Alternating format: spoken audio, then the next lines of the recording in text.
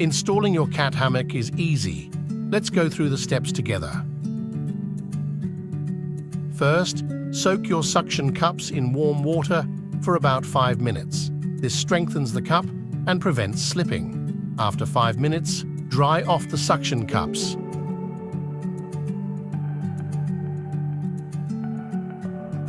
Unscrew the suction cup cover and insert it into the hole in the hammock bed.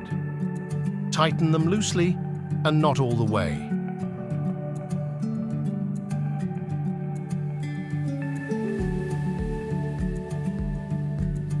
Then take the cushion pads provided and tear off its backing. Then stick them to the designated position onto the hammock.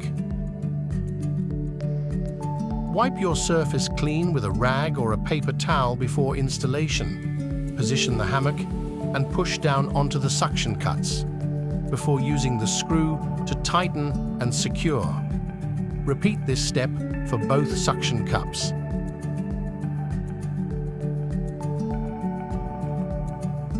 You and your furry friends can enjoy a beautiful cat hammock.